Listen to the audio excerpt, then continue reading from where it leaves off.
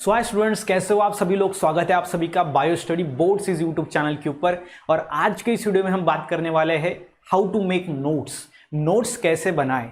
और ये नोट्स बनाना बेहद ज़्यादा इंपॉर्टेंट होता है, क्योंकि अगर ये आपको समझना है कि ये इंपॉर्टेंट क्यों है या फिर ये इंपॉर्टेंट है या नहीं है, ये अगर आपको देखना है तो आप क्या करो, कोई भी ऐसा स्टूडेंट्स ले लो जिसने अच्छे एग्जाम में क्रैक किया है, जिसने एमएसटी, सीईटी, नीट या फिर एमपीएससी, यूपीएससी या फिर कोई अदर एग्जाम में क्रैक किया है, टॉप किया है या फिर अच्छी रैंक निकाली है। उनको आप पूछो कि क्या आपने नोट्स बनाए थे, तो उनका जो आंसर होगा वो होगा डेफिनेटली यस। तो उन्होंने नोट्स बनाए थे और जिसके ऊपर वो पढ़ाई की उन्होंने, मतलब जो स्टडी है उसके अंदर नोट्स बेहद ज़्यादा इंपॉर्टेंट होते हैं और एक वाइटल रोल उसके अंदर प्ले करते हैं, जो हमको समझना पड़ेगा।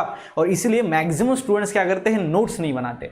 पहली बात क्यों नहीं बनाते, क्योंकि उनको लगता है कि इसके अंदर टाइम बहुत हमारा जा रहा है नोट्स बनाने के लिए, बुक में है वही मैं हाईलाइट करके पढ़ लेता हूँ। तो ये सारी कुछ चीज़ें होती है जो कि मैं आपको बताने वाला हूँ कि आज की इस वीडियो में नोट्स आपको कैसे बनाने पड़ेंगे, कौन से स्टेप्स हैं जो आपको फॉलो करके आपको नोट्स बनाने हैं, आपके नोट्स कैसे होने चाहिए। उसके बाद आपको प्रैक्टिकल में आज नोट्स भी बना के दे दूंगा, मतलब एक पैराग्राफ हम लेंगे जिसके ऊपर से मैं आपको नोट्स बना के यहाँ पे लाइव दिखाऊंगा, जो कि आप देख सकते हो और नोट्स बना सकते हो। ठीक है, तो without wasting your time let's start the video. देखो, सबसे पहले आपके सामने दिया गया है हाउ टू मेक नोट्स। तो सबसे पहले सवाल यह आता है कि जो आप स्टूडेंट्स अभी ये वीडियो को देख रहा है, क्या वो स्टूडेंट नीट के लिए नोट्स बनाना चाहता है, क्या वो स्टूडेंट बोर्ड्स के लिए नोट्स बनाना चाहता है, जेडब्ल्यू, एमएसटी, सीईटी या फिर अदर किसी एग्जाम्स के लिए वो नोट्स बनाना चाहता है। ठीक है, तो सबसे पहले देख सकते हो आप यहाँ पे हमारे कैटेगरी हमने सिलेक्ट किया है। सबसे पहला यहाँ पे नीट, देन बोर्ड्स, देन जेडब्ल्यू, एमएसटी, सीईटी एंड अदर्स, क्योंकि जो टाइप के आप एग्जाम की प्रिपरेशन कर रहे हो उसके अकॉर्डिंग आपको नोट्स बनाने हैं। ठीक है, तो हम समझ लेते हैं, चलो कोई एक स्टूडेंट है जिसको नोट्स बनाना है। ठीक है, तो आप अपनी कैटेगरी यहाँ पे डिसाइड कर लेना सबसे पहले। अदर्स में आपकी यूपीएससी, बैंकिंग, एमपीएससी, जो फिर अदर सारे एग्जाम्स आ गए उसके अंदर। ठीक है, तो देखो सबसे पहले की पॉइंट्स हम डिस्कस करते हैं कि कौन से की पॉइंट्स जो हमको ध्यान में रखने पड़ेंगे। देखो, हम जो नोट्स बनाते हैं ना, वो नोट्स जो है वो ईजी होनी चाहिए। सबसे पहला पॉइंट जो है वो कि नोट्स हमारी इजी होनी चाहिए, क्योंकि वो जो हम नोट्स बना रहे हैं वो हम देखो, हमारे पास बुक तो ऑलरेडी है, तो बुक्स हम यूज नहीं कर सकते, उसको बार बार रीडिंग पॉसिबल नहीं है। एग्जाम के टाइम में fast reading is not possible from books. So हम क्या करेंगे, नोट्स यूज करेंगे। तो नोट्स हमारे कैसे होने चाहिए, पहला बात, नोट्स हमारे होने चाहिए interesting. After that second point, that is the short. Notes हमारे शॉर्ट होने चाहिए। ओके, सो लॉन्ग भी नहीं होनी चाहिए और बहुत शॉर्ट भी नहीं होनी चाहिए, मीडियम भी हम नोट्स बना सकते हैं। वो ऑल डिपेंड रहता है आपके एग्जाम के टाइप के ऊपर। अगर एमसीक्यू के टाइप में आपकी एग्जाम हो रही है तो आपको शॉर्ट नोट्स बनाने हैं। अगर थोड़ा आपको थ्योरी में भी उसको काम आना है तो थोड़ा आप लॉन्ग भी नोट्स बना सकते हो। ओके, ये रहा आपका दूसरा की point, that is the notes आपके कैसे होने चाहिए, शॉर्ट होने चाहिए। ओके, उसके बाद जो तीसरा आपका जो पॉइंट रहेगा वो रहेगा कि आपके नोट्स कैसे होने चाहिए, इंटरेस्टिंग। ओके, देखो बुक से हम पढ़ रहे हैं, है कि नहीं, तो बुक में भी हमको दिया गया है, लेकिन आपके नोट्स इंटरेस्टिंग होने चाहिए। बुक से कुछ ना कुछ अलग उसके अंदर बात होनी चाहिए। और जो फोर्थ पॉइंट है, जो कि सबसे इंपॉर्टेंट है, वो है एग्जाम ओरिएंटेड। कुछ स्टूडेंट्स क्या करते हैं, बहुत सारे नोट्स बनाते हैं लेकिन एग्जाम ओरिएंटेड नहीं बनाते। एग्जाम ओरिएंटेड नहीं बनाओगे तो आपका जो नॉलेज होगा या फिर आपका टाइम जा रहा है वो वेस्ट जा रहा है। ओके, सो हार्ड वर्क के साथ साथ थोड़ा आपको स्मार्ट वर्क भी करना पड़ेगा। अभी एग्जाम ओरिएंटेड नोट्स कैसे बनाए, इजी नोट्स कैसे बनाए, शॉर्ट इंटरेस्टिंग कैसे बनाए, वो सारा आपको इस वीडियो के अंदर देखने को मिलेगा। सिर्फ लास्ट तक देखना, प्रैक्टिकल भी मैं आपको करके बताऊंगा इसी वीडियो के अंदर। एग्जाम ओरिएंटेड मींस क्या, ये देखो, सबसे पहले एग्जाम ओरिएंटेड अगर आपको समझना है तो इसके लिए आपको क्या करना पड़ेगा, उसका पेपर्स डाउनलोड करना पड़ेगा। ओके, पेपर्स, PYQ पेपर्स आपको डाउनलोड करने, प्रीवियस ईयर क्वेश्चन पेपर। और वो क्वेश्चन पेपर के अंदर कौन से टाइप के क्वेश्चन आए हैं, कौन से टॉपिक पे क्वेश्चन आया है, तो उसी टॉपिक की ज्यादा फोकस करेंगे हम। ओके, सो कैसे आए हैं, मतलब किस किस टॉपिक से, फिनोमिनन से क्वेश्चन आए हैं, तो मतलब उसके ऊपर ही नोट्स बनाएंगे, एग्जाम ओरिएंटेड। ओके, सो ये आपको ध्यान में रखना है कि आपको पहले क्वेश्चन पेपर का थोड़ा स्टडी कर लेना है वो एग्जाम का, और उसके अकॉर्डिंग फिर आपको एग्जाम में क्या चाहता है, एग्जाम वाले क्या चाहते हैं, उनको क्या डिमांड है, उनके अकॉर्डिंग फिर आप वो नॉलेज का नोट्स बना सकते हो, वो रिवाइज करके एग्जाम में आसान से क्रैक कर सकते हो कोई भी एग्जाम। ठीक है, तो ये आपको ध्यान में रखना है। So this is the key points. तो की पॉइंट्स आपको समझ में आ गए, easy, short, interesting and exam oriented. Exam चाहती कुछ और है, आप नोट्स किसी और के चीज के बना रहे हो तो आपको वहां पे टाइम वेस्ट होगा। सबसे पहली बात, एग्जाम भी आपका अच्छा स्कोर नहीं आएगा। वो देखो की पॉइंट्स अभी आपको समझ में आ गए। ओके, अब उसके बाद सेकंड वाली स्टेप्स हम देखेंगे जो कि है अपनी कि आपको स्टेप्स कौन से अपनाने हैं। ओके, आपको की पॉइंट समझ में आ गया। अभी आपको स्टेप्स कौन से अपनाने हैं, मतलब क्या कि अभी एक नॉर्मल सा स्टूडेंट है, उसको नोट्स बनाना है, तो वो क्या करेंगे, नोट्स बनाएगा तो सबसे पहले वो किसी भी बुक को पढ़ेगा, है कि नहीं। तो उसके सामने एक बुक है, वो चाहे फिर कौन सी भी एग्जाम की प्रिपरेशन के लिए वो यूज कर रहा होगा, तो वो जो बुक है वो उसको सबसे पहले तो क्या करना पड़ेगा, reading. So first step is reading. So आपको क्या करना पड़ेगा, सबसे पहले आपको रीड करना पड़ेगा, ठीक है। तो ये हमने समझ में आ गया हमको कि रीड करना है। उसके बाद दूसरा आपको करना है अंडरस्टैंड। ओके, सो कोई भी आपने अगर पैराग्राफ पढ़ा है तो उसको क्या करना पड़ेगा, understand. You need to understand that paragraph, that phenomenon, तो वो आपको अंडरस्टैंड करना पड़ेगा। ये आपकी सेकंड स्टेप रहेगी। थर्ड स्टेप रहेगी कि आपको उसको इमेजिन करना है कि ये पैराग्राफ में क्या हुआ है, कौन सा फिनोमिनॉन को डिस्कस किया है, ये जनरल लाइफ के अंदर कहां पे यूज होता है। सो discuss, and third is discuss, and fourth जो लास्ट वन है वो है राइटिंग। आपको लिखना है, जो कि नोट्स है आपको बनाने हैं। समझ में आ गया। तो सबसे पहला reading, understanding, imagine and the writing. Writing में आपको फिर वो इजी, इंटरेस्टिंग, शॉर्ट और एग्जाम ओरिएंटेड, वो 4 पॉइंट फिर राइटिंग में काम आएंगे, उसके अकॉर्डिंग आप लिखोगे। तो लिखना भी है तो कौन सा मटेरियल यूज करना है वो भी मैं आपको लास्ट में बताऊंगा कि कौन से पेजेस यूज करने हैं, कौन से हाइलाइटर आपको यूज करने हैं, वो सारे बातें हम डिस्कस करेंगे। Okay, so reading, understanding, imagine and writing, तो ये 4 स्टेप्स है जिससे आप नोट्स बना सकते हो। तो मैंने आपको बता दिया, लेकिन स्टूडेंट्स को क्या लगता है, प्रैक्टिकल करने जाते हैं तो बहुत ज्यादा वो डिफिकल्ट लगता है। ऐसा बोलने में बहुत आसान है, ये 4 स्टेप्स अपनाओ और नोट्स बना दो, ठीक है। तो अभी मैं आपको प्रैक्टिकल भी करके बताऊंगा। अभी हम क्या करेंगे, एक पैराग्राफ लेंगे जिसको हम सबसे पहले रीड करेंगे, उसके बाद उसको अंडरस्टैंड करेंगे, उसको इमेजिन करेंगे और उसके नोट्स बनाएंगे। और फिर देखो वो जो पैराग्राफ बुक का है वो हार्ड था और जो नोट्स बनाएंगे वो बहुत ज्यादा इजी होंगे। Okay, so let's see the practical. तो ये आपके सामने क्या है, ये आपके सामने है एक पैराग्राफ। तो ये हो गया अपना पैराग्राफ, ठीक है। इसको अच्छे से आपको पूरा दिख जाए ऐसा मैं इसको बनाता हूं। So this is our paragraph. तो पैराग्राफ को अगर देखेंगे तो आपका जो पैराग्राफ है, सबसे पहली स्टेप हमारी क्या है, रीडिंग। तो उसको हम रीड कर लेते हैं। तो ये स्ट्रक्चर ऑफ माइक्रोस्पोर का इंफॉर्मेशन दिया गया है, structure of microspore. So typical pollen grain is non motile. देखो आपको थोड़ा अंडरलाइन करना है लिखते लिखते, वो नॉन मोटाइल है, वो हेप्लॉइड है। Okay, haploid unicellular body with a single nucleus and it is surrounded by the 2-layer wall. Okay, so structure of microspore. Microspore is typical pollen grain is a microspore, मतलब ही pollen grain होता है. Okay, so it is non-motile, haploid, unicellular body, single nucleus, and it is surrounded by 2-layer wall. That is the sporoderm. 2-layer wall collectively called as sporoderm.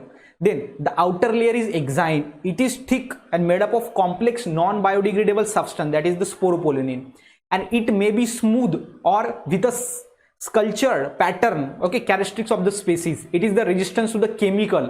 At some places exine is very thin, showing less area, known as germ pores, and these are meant for the growth of emerging pollen tube during the germination of the pollen grain.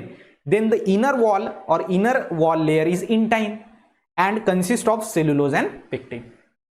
So मैंने ये read कर लिया। मुझे लगता है कि आपको थोड़ा बहुत 10-20% थोड़ा समझ में आया होगा कि पोलन ग्रेन को ही हम माइक्रोस्पोर कहते हैं, ये सारी चीजें। अभी हम इसके बनाएंगे नोट्स। देखो अभी नोट्स बनने के बाद आपको ये कैसा लगता है।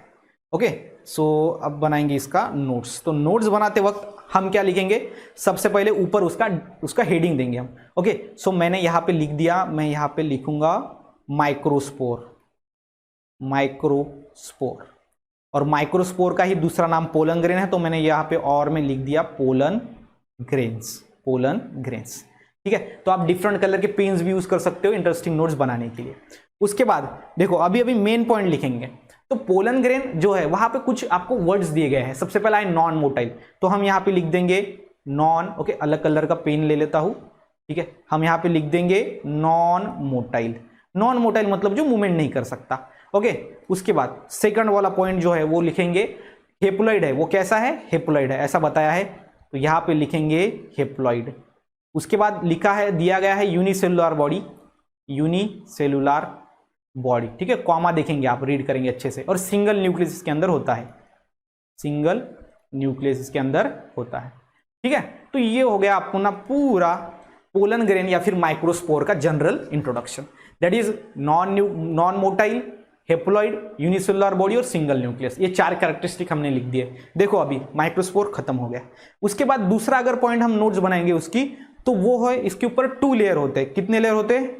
2 लेयर्स होते हैं इसके ऊपर। किसके ऊपर होते हैं? माइक्रोस्पोर या फिर पोलन ग्रेन के ऊपर। तो यहाँ पे लिखेंगे 2 लेयर्स, और ये 2 लेयर्स को हम कलेक्टिवली क्या कहते हैं? देखो यहाँ पे बताया था, स्पोरोडर्म कहते हैं। क्या कहते हैं इसको? स्पोरोडर्म। तो हम यहाँ पे लिख देंगे स्पोरोडर्म। कलेक्टिवली उसको स्पोरोडर्म कहा जाता है। तो स्पोरोडर्म हमने लिख दिया। अभी 2 लेयर कौन से हैं वो भी आपको बताने पड़ेंगे ना, तो हम ऐसा यहाँ पे एरो डाल देंगे। देखो बहुत इंटरेस्टिंग बन जाएगा। एरो डालने के बाद यहाँ पे लिखेंगे हम, पहला होता है एक्साइन। ओके, सो यहाँ पे लिखेंगे एक्साइन। हमने यहाँ पे पढ़ा तो हमको समझ में आया कि एक्साइन होती है ऊपर की, और दूसरी होती है इंटाइन जो कि अंदर की होती है। ओके, सो ये मैंने लिख दिया यहाँ पे इंटाइन, एक्साइन और इंटाइन। ओके, सो देखो आप यहाँ पे एक्साइन ये बताया था हमको, और ये इंटाइन था अंदर। तो ये एक्साइन जो है वो किससे बनती है? ये कॉम्प्लेक्स सब्सटेंस और नॉन बायोडिग्रेडेबल सब्सटेंस होता है। वो कौन सा होता है? स्पोरोपोलिनिन। कौन सा सब्सटेंस होता है? देखो आप देख सकते हो यहाँ पे स्पोरोपोलिनिन नाम का, जिससे वो बनता है। तो एक्साइन के पीछे मतलब नीचे यहाँ पे हम लिख देंगे स्पोरोपोलिनिन। स्पोरोपोलिनिन मतलब जो एक्साइन है हमारी वो बनी है स्पोरोपोलिनिन से। एक्साइन कैसे बनी है? स्पोरोपोलिनिन से। और इंटाइन बनती है, देखो ये सेलुलोज और यहाँ पे पेक्टिन। ओके, देख सकते हो आप सेलुलोज और पेक्टिन दिया गया है, तो हम यहाँ पे लिख देंगे यहाँ पे cellulose, cellulose and pectin. Okay, cellulose and pectin. देखो हमने 2 लेयर भी लिख दिए, उसके बाद वो 2 लेयर कौन से केमिकल से बनते हैं वो भी लिख दिया। लेकिन अभी ये जो स्पोरोपोलिनिन है जिससे बना है अपनी एक्साइन ऊपर वाली लेयर, उस पर थोड़ा और आपको दिया गया है कुछ बेसिक से चीजें, तो वो भी हम क्या करेंगे? देखेंगे कि ये क्या करती है? It resist to the chemical. ये केमिकल को रेजिस्ट करती है। तो हम और नीचे अपने नोट्स को बढ़ाएंगे और यहाँ पे एक एरो और लगाएंगे और यहाँ पे लिख देंगे ऐसा resist to chemical, resist to chemical. Okay, so ये हम यहाँ पे लिख देंगे रेजिस्ट टू केमिकल्स। उसके बाद लिख देंगे कि यहाँ पे इसके अंदर से क्या होता है? देखो यहाँ पे बोला है अपनो जर्म पोर्स इसके अंदर होते हैं। ओके, क्या होते हैं? यहाँ पे जर्म पोर्स होते हैं। तो मैं यहाँ पे लिख दूंगा जर्म पोर्स। इसके अंदर क्या होते हैं? जर्म पोर्स होते हैं। और एक और बात हो गई कि जर्मिनेशन टाइम पे ये पोलन ग्रेन जो है उससे ये पोलन ट्यूब निकलता है। देखो, these are made for the growth of emerging pollen tube during the germination of pollen grain. Germination के टाइम पे यहां से पोलन ट्यूब निकलता है। Okay, so during germination, during germination हम लिखेंगे, थोड़ा आसान भाषा में उसको लिखेंगे, during germination pollen tube is emerge, pollen tube is emerge, वहां से बाहर निकलता है। ठीक है, तो ये मैंने लिख दिया पोलन ट्यूब इज एमर्ज। तो यहाँ पे अपनी जो नोट्स है वो पूरी बनके तैयार हो चुकी है। अब नोट्स को अगर देखेंगे, अब पैराग्राफ को हटा दिया मैंने, अब नोट्स को देखो। नोट्स है microspore pollen grains are non motile haploid unicellular body having single nucleus, microspore made up of 2 layer having 2 layers collectively called as sporoderm, outer one is exine. तो एक्साइन के ऊपर अभी देखो आउटर और inner समझ में नहीं आ रहा ना अपन को, तो अपन क्या करेंगे, इधर बनाएंगे diagram. Okay, so this is the diagram. तो यहां पे हम डायग्राम भी बनाएंगे जिससे हमको क्या करेगा और इंटरेस्टिंग में समझ में आएगा। ठीक है, ये हो गई अपनी एक्साइन और ये अंदर की हो गई इंटाइन। तो अभी इनर आउटर का झंझट यहाँ पे खत्म हो गया। आपको समझ में आ रहा है कि इनर कौन है और आउटर कौन है। ओके, तो वो है एक्साइन और इंटाइन। लेकिन जो अपनी एक्साइन होती है ना, वो बीच बीच में थोड़ा ऐसा कम ज्यादा होता है। ओके, उसको जर्म पोर्स कहा जाता है। तो हम यहाँ पे ऐसा निकलेंगे। ओके, ये थोड़ा कंटिन्यूअस वो बड़ी नहीं है, थोड़ा कभी कभी ऐसा एरियाज है। तो जो ये एरियाज होते हैं यहाँ पे दिया गया है आपको। ओके, तो यहाँ पे एक नाम दे देंगे अपन, ये है एरियाज, जिसको नाम देंगे जर्म पोर्स। और ये जर्म पोर्स से क्या निकलता है, ऐसा पोलन ट्यूब निकलता है ड्यूरिंग द जर्मिनेशन। तो यहाँ पे एक ऐसा नाम लिख देंगे ड्यूरिंग जर्मिनेशन, ड्यूरिंग जर्मिनेशन वहां पे पोलन ट्यूब निकलता है। ओके, समझ में आ रहा है। तो यहाँ पे अपना जो नोट्स है वो पूरा बन के तैयार हो गया है। माइक्रोस्पोर वो 2 लेयर से बनता है, एक्साइन और इंटाइन वो कहाँ से बनता है वो हमने पैराग्राफ में वहां पे लिख दिया ब्रैकेट के अंदर, और ये उसका डायग्राम भी हमने क्या कर दिया, बना दिया। तो यहाँ पे न्यूक्लियस है, तो हम क्या करेंगे, छोटा सा एक न्यूक्लियस भी वहां पे डाल देंगे, और एक ऐसे साइटोप्लाज्म भी हमने वहां पे क्या कर दिया, डाल दिया। ठीक है, तो ये किसका डायग्राम है, ये पोलन ग्रेन का डायग्राम है। या फिर उसका नाम है माइक्रोस्पोर। तो इसको हम लिख देंगे यहाँ पे पोलन ग्रेन और इसको क्या कर देंगे, ब्रैकेट में डाल देंगे। ओके, सो ये हो गया अपना पोलन ग्रेन और उसकी डायग्राम और उसके प्रॉपर नोट्स। समझ में आ रहा है? देखो अब कितने इंटरेस्टिंग और कितने अमेजिंग हो गया है। देखो हमारा जो पैराग्राफ है वो कुछ ऐसा है जो बहुत हार्ड लग रहा है, और अगर डायग्राम की बात करें, उससे नोट्स बनाए जो हमने उसकी बात करें, तो देखो नोट्स कितने इजी हो गए हैं। और मुझे लगता है ये टॉपिक आपको समझ में आ गया होगा। ओके, तो ये आपको ध्यान में रखना है। हेप्लॉइड क्या होता है? हाफ सेट ऑफ क्रोमोसोम होता है। यूनिसेलुलर बॉडी एक उसके अंदर सेल है, उससे बनता है ये। और सिंगल न्यूक्लियस, एक सेल है तो वो सेल का एक ही न्यूक्लियस होता है, सिंगल न्यूक्लियस। ठीक है, तो वो आपको ध्यान में रखना है अच्छी तरीके से। देखो हो गया अपना पूरा नोट्स हमने बना दिया। अभी सवाल ये आता है कि हमने नोट्स भी बना दिए, सारी चीजें कर दिया, प्रैक्टिकल आपको समझ में भी आ गया, लेकिन अभी मैं आपको कुछ टिप्स देता हूं। ओके, सो आप जब नोट्स बनाते हो तो ये टिप्स को क्या कर सकते हो, आप अपना सकते हो। तो जो आप नोट्स बनाते हो तो उसके अंदर आपको क्या करना पड़ेगा, देखो सबसे पहले आप हाइलाइटर यूज कर सकते हो। हाइलाइटर और इंटरेस्टिंग आपके नोट्स बन जाएंगे। हाइलाइटर में आप क्या कर सकते हो, सिंपल में जो येलो कलर है वो बेस्ट है। ओके, ग्रीन बेस्ट नहीं है, रेड बेस्ट नहीं है, कोई भी नहीं, येलो के आगे सब फेल है, और येलो कलर का ये हाइलाइटर आप यूज करना।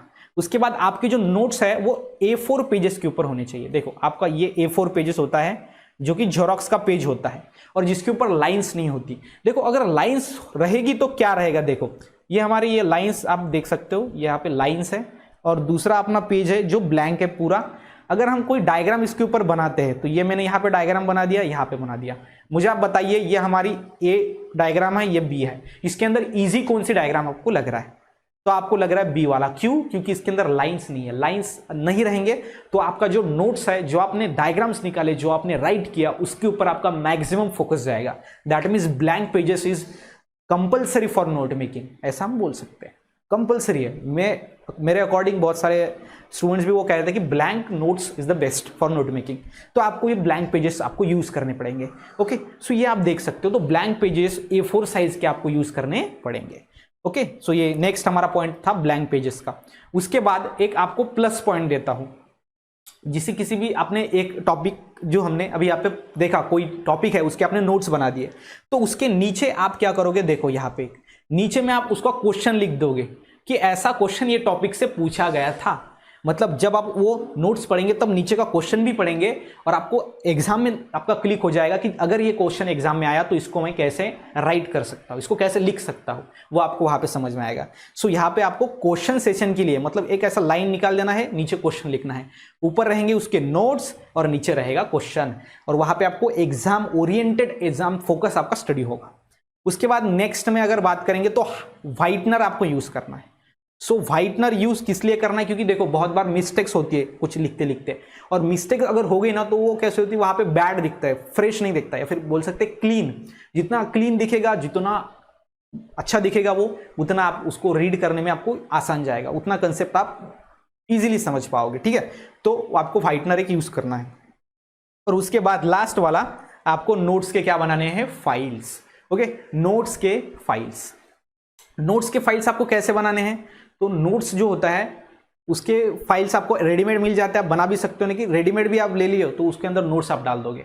मतलब फिजिक्स, केमिस्ट्री, बायोलॉजी, मैथमेटिक्स या फिर एमपीएससी, यूपीएससी, आपका जो भी सब्जेक्ट है उसके अकॉर्डिंग आप फाइल्स बनाओगे, उसके अंदर नोट्स डाल दोगे। और अगले टाइम आपको बुक उठाने की कोई जरूरत नहीं है, क्योंकि आपके बुक से जो भी आसान भाषा में आपने नोट्स बनाए हैं वो आप इजीली उसको क्या कर सकते हो, रिवाइज कर सकते हो, और इसके अंदर टाइम भी नहीं लगता। देखो समय समय में स्टार्ट आप जब करोगे तब आपको लगेगा कि इसके अंदर टाइम जा रहा है, लेकिन ऐसा नहीं है, वो आपका टाइम बचाएगा। जब आप एग्जाम पास आएगी तब आपको पता चलेगा कि ये जो नोट्स हमने बनाए हैं ये तो हमारे लिए ब्रह्मास्त्र है, ये तो हमारा बहुत टाइम बचा रहा है। ओके, सो वो चीज़ आपको ध्यान में रखनी पड़ेगी। तो ये है अपने नोट्स। ठीक है, तो ये वीडियो में मैंने आपको बताया हाउ टू मेक नोट्स, उसके बाद की पॉइंट्स बताया पहले मैंने कुछ, उसके बाद आपको स्टेप्स बताया है, स्टेप्स के बाद आपको प्रैक्टिकल करके दिखाया, और उसके बाद मैंने आपको कुछ टिप्स बताए जो आपको अपनाने हैं व्हाइल नोट्स मेकिंग। तो ये वीडियो अगर आपको अच्छा लगा हो तो वीडियो को लाइक करना, चैनल को सब्सक्राइब करना, और मेक श्योर शेयर करना अपने दोस्तों के साथ ताकि उनका भी फायदा हो सके। तो इसी के साथ ही साथ मिलते हैं नेक्स्ट वीडियो में, तब तक के लिए stay happy, stay motivate. Thank you so much.